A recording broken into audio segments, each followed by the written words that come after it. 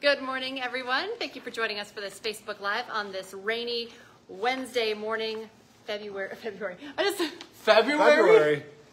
All right. You're trying to correct me. April 19th. When it snows this week, it's all her fault. I was like, February. I know, but he just said it was April 17th. I thought I would flash back several months. Where'd that come from? I don't know. So confident. February. It's April. It's April 19th. The 19th. It's a Wednesday. It's rainy out there. But it is rainy. So we're going to get to the forecast in a minute. First, though, I want to tell you that we do make this into a podcast, which is good because I want this to live on forever. Just go to InForum.com/podcast and look for the InForum Minute. You can also find us on our InForum YouTube channel and, of course, anytime on your Facebook feed throughout the day. So, actually, you're not looking too bad. You're not like... Yeah, my hair is a mess. I'm looking at this Facebook Live and I'm like, I'm sorry, everybody. Like, look at this. It's got like two things going on here. Kind of got curlier in the rain. Oh yeah, my hair curls up when it's wet. But anyways, I'm wet. I have new pants on though now. You can't see them, but Dylan was live in the rain. It was coming down pretty good. It was coming down pretty good, and I was soaking wet. I was literally dripping wet. Where was your umbrella? Apparently we have umbrellas. I didn't know. Nobody at 4 a.m. told me we have an umbrella. Here you go, Dylan. So I just didn't ask. You know what? If you're going to be a real weather reporter outside, you have to suffer so the viewers know that it is painful outside. Yeah, if you came back dry like that. Yeah, if I came back dry, people would say, like, somebody had a sprinkler over me. So. Staged. Yeah, exactly. So, yes, it was outside this morning, but it was wet. It was very wet. Yeah, it was coming down pretty good at times. It kind of was hit or miss depending on where you're at, I think. Yeah. How much you're getting, all right? No, for sure, exactly. We've already had a rain report in Moorhead of just under 0.2 of an inch, so that's a little bit. And then we had a report from Rutland of 0.6, so try to watch some of that. But most of us will be in the quarter inch, around that range. A couple of us might be a little bit higher, but still, it's moving on through. It's almost done for Fargo, at least. And when we talk about rain this time of year during flood season, I know people have some red flags that go up, but is this really going to make a difference? No, well, it's already in the flood forecast. Okay. The rain, the moisture is, so that's good. Of course, any rain is not good, but it's already expected, or it's not expected, it's in the forecast. So the graphs we show you are the graphs you find at InForum.com or our Storm Tracker app. They're including the rain we got today, so that's good news. So, cool. Yeah. Anything else in the weather department? Yeah, a lot of weather. So, of course, it's raining right now. We'll have a break. Snowflakes up to the north. It's looking like, according to our radar, up near Grand Forks, seeing some flakes soon. And there's a possibility of that pretty much Highway 2 northward for some light accumulations. And then tomorrow and Friday, especially tomorrow afternoon going into Friday, really could see that snow pick on up. Actually, a winter storm watch has been issued for northwestern Minnesota, including and the valley, northern valley, including Grand Forks up to Hellick, where there could be 6+ inches, spotty, 6+ inches of snow. Certainly a possibility with the wind. So that's something we're continuing to watch. And then Friday, the rest of us. So most of North Dakota, the Southern Valley, West Central Minnesota Lakes country. That's where we can see, of course, a couple of flakes. Not significant snow, but a couple of flakes and some wind, of course. It's not great. So that's all I have. That was not great. Hey, before you go, can you talk a little bit about that video you got this morning? You were up on the 12th Avenue Bridge. That just ice closed. jam? Yeah, so the bridge, of course, it's a bridge, and once you get water up to the bridge, you have little sticks and ice chunks trying to flow through it. They can't because, of course, the bridge is stopping it, and that's what's happening. I have a ton of videos on my Facebook. Of course, we'll probably show that on our newscast later on, too. But for sure at 11. Yeah. So, anyways, kind of an ice jam happening right now. The 12th, 15th Avenue Bridge, which is now closed, by the way. It closed right after first news, like 7 o'clock. It closed, so. But yeah, that's something that I'm guessing probably happens almost every year. Just looking at it, I mean, the bridge stops everything and all the chunks and the giant branches and stuff. So yeah, that happened. Impressive and scary and all of that wrapped in one. Okay, for sure. Thank you, Dylan. All right. We also have another breaking story for you and a breaking news update because we broke this on First News. We now know 2 people were arrested after a chase on I-94 that ended up stopping just outside of Moorhead. It all started near Fergus Falls, actually, on I-94 when the Minnesota State Patrol troopers tried to stop a vehicle, they said, for an equipment violation, registration issues, but the vehicle took off. They had to use some different techniques, including, those tire disabling devices to eventually stop the car, but started near Fergus Falls. They didn't get the vehicle to stop until close to the Moorhead Airport. The driver, who is a 33-year-old man, and a 37-year-old woman, a passenger, were both arrested.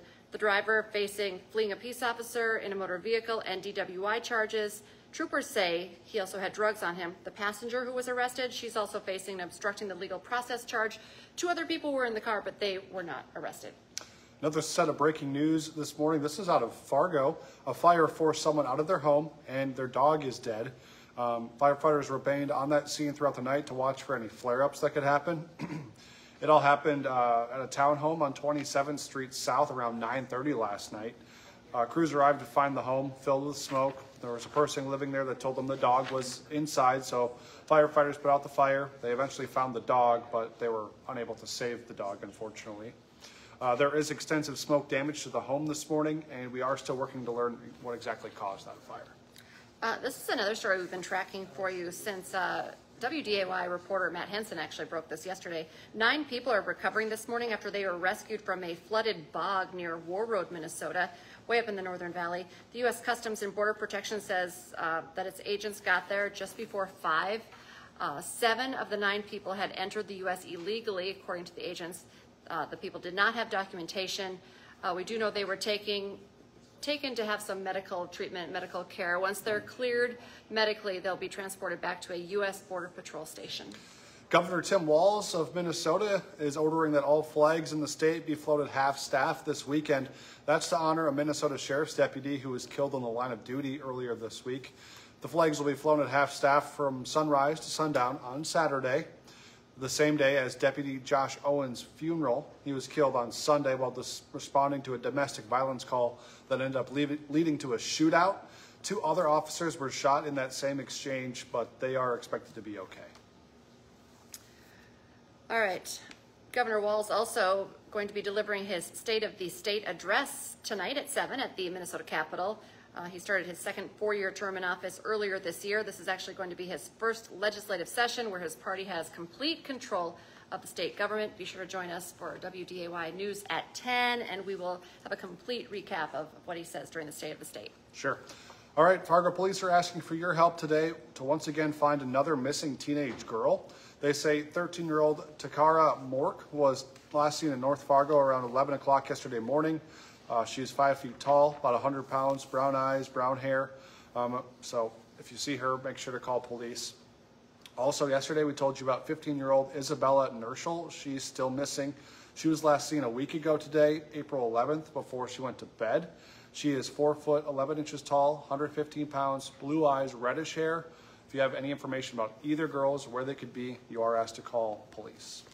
Have you ever wanted to own a restaurant? And if you did, you'd probably want a burger shop. Sure, and this one, there's a place that is like voted best burgers all the time. It's up for sale right now. You could own the historic Dilworth burger joint, the Hi-Ho. Hi-Ho Burgers and Brew is listed for $325,000. The restaurant has actually been a staple in the Dilworth area since 1947. Wow. The listing, however, only includes the Dilworth location, not the other one in Fargo. That's going to continue running as normal. I've never ate there since I moved to town, you have so to try it. I'm going to have to try it sometime, probably this summer. All right, national news this morning. For the first time in hundreds of years, China is no longer the world's most populated country. The UN says its new count puts India on top. India is estimated to have 1.42 billion people. China has 1.427 billion, so India is just edging them out now. The U.S. is 3rd in the world for population, but behind China and India by more than 1 billion people. Despite the growth, the world population is actually at its slowest growth rate since 1950.